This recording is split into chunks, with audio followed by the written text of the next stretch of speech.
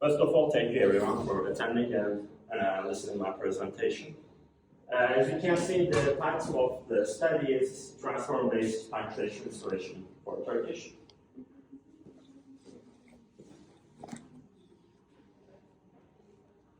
So first of all, I want to talk about my motivation for this.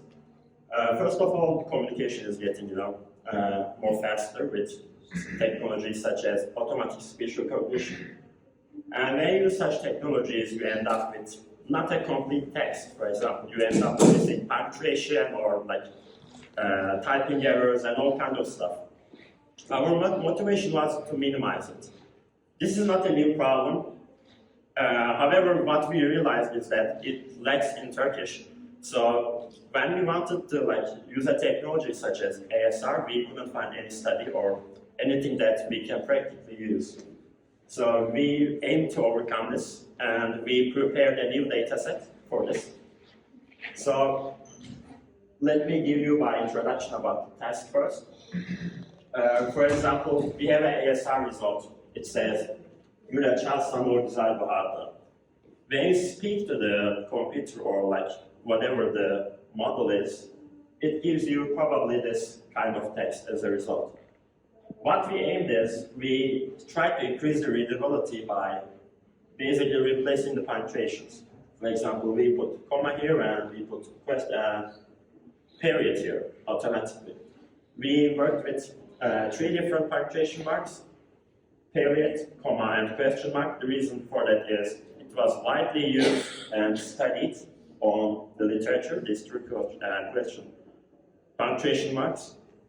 So we wanted to have a comparable foundation model, a baseline. First, let's talk about dataset. As I mentioned, there is no dataset for punctuation restoration. There was no dataset, at least. And if you worked on this, there was nothing that you can compare to. Or you added something, but there's no literature, so basically it's goes into the wild. However, in this study, first we presented a data set. How we did is we gathered Turkish TED Talks transcripts. After that, we split the data set into train, validation, and test set. The ratios are train is 0.8, validation is 0.1, and test is 0.1. After that, we replaced the tokens with period, comma, and question mark. For example, there is a word or a token with period, we just replaced it with a period token. If it doesn't have any of them, we basically replaced it with all, just like name entity recognition. After that, from the original corpus, we removed the punctuation marks, and this gave us actually a trainable and testable data set. After that, as a data format, if you want to reproduce or use it in your studies, we split them into parallel columns as train, validation, and test data sets.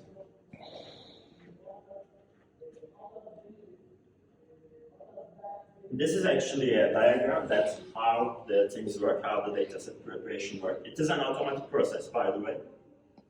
We took the text, we used the white space tokenizer, and we just converted the tokenized results into 2 parts. This is the model target. As you can see, it corresponds to each word. And the top part is the model input. So it's a straightforward process. So as a methodology, we used 3 models in total: BERT, Electra, Convert. The reason for that is, first of all, BERT is very popular, and Electra is somewhat different in architecture. So we wanted to introduce that too and see how it performs. And Convert is a bit faster compared to BERT, with yielding similar results. We wanted to see if we can speed up a bit with getting decent results. The most prominent reason is that they are available in the target language, which is Turkish. If we study it in English language, probably you would see tens of models. Okay, now let's talk a bit about how the classification works. This is a token classification problem, okay, as I mentioned. You just basically give each token a target, like comma and stuff, and you tokenize it. After that, you have a classifier model, token classification. All the tokens comes into that transformer model, and as an output, we get all the target tokens, such as in this case question marks. Again, the example in the beginning, Gül açarsan güzel bağlamda without any question mark, and after going through the pipeline, we have the output in the right. Right? Punctuation marks is stored. Okay, let's talk a bit about experimental settings. So first, we use truncation and padding. Okay, the sizes were different, especially we took it from TED Talks dataset. If you just like go through the paper and like look at it to the dataset, it varies a lot. So we had to use truncation and padding, and we use the max length for it, which is 512. As a tokenizer, byte pair encoding is used, and we tokenize the whole sequence with it. So what hardship it brings is that, for example, you have a token, it may end up as 2 tokens.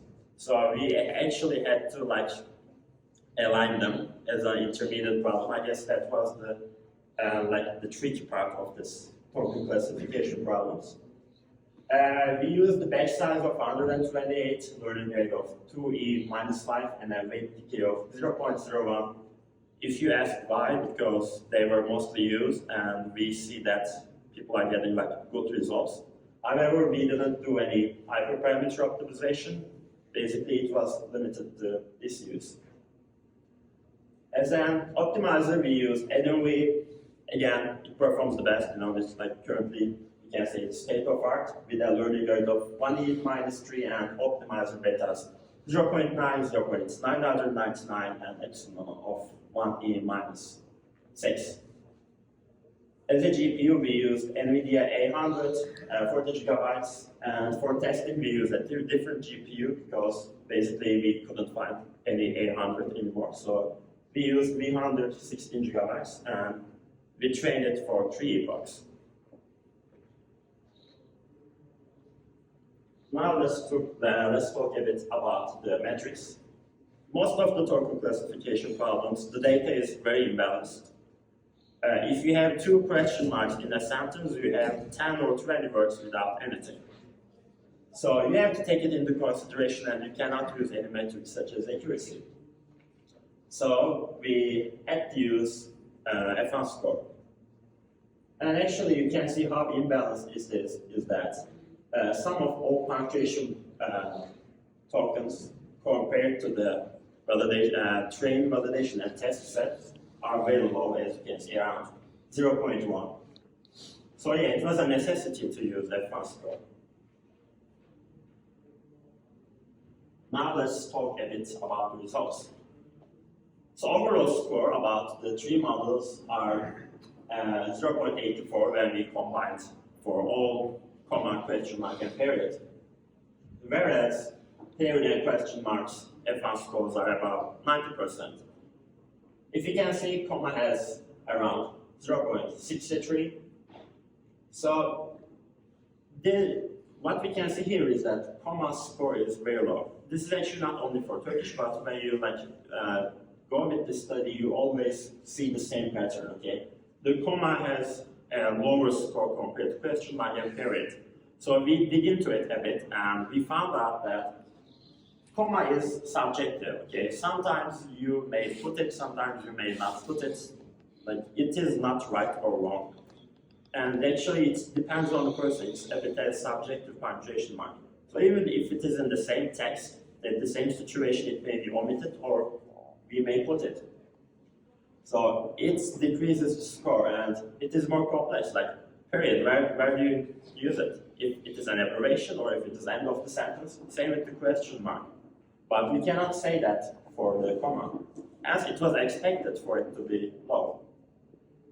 So all 3 models we use, Berg, Electra, Convert, similar, but even though they are different, yielded similar results. Among them, Electra performed best. I guess this is important because We tend to use Word for everything. Again, that's what I observe at least. But in a study like this, we see actually Electra performs better compared to them. So let's look at the conclusion.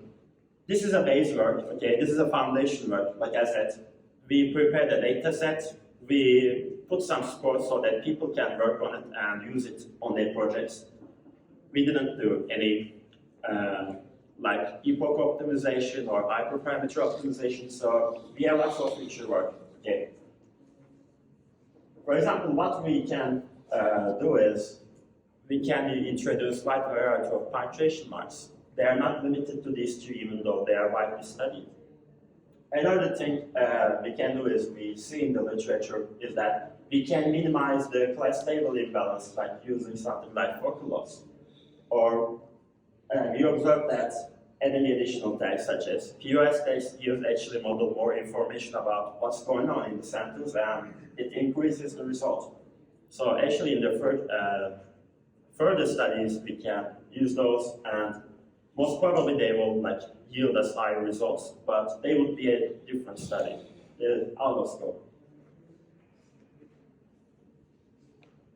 So if we have time, do we have time?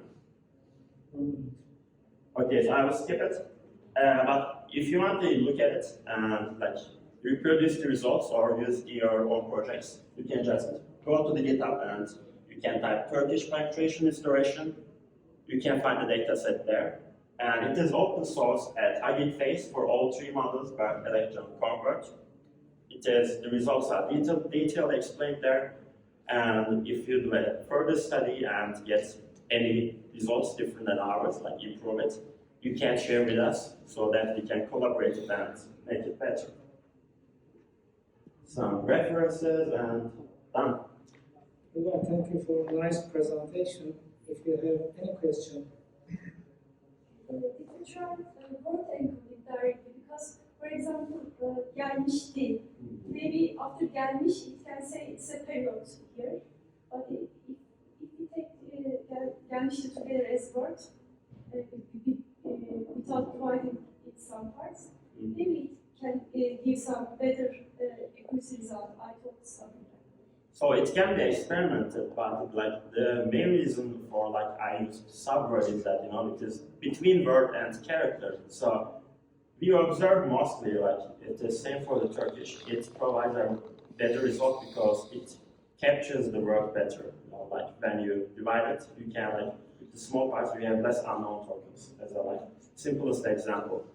But it should be studied, I agree, as like a separate metrics. As a future study, I would be happy to see it. Is it is it like NR sequence classification objective?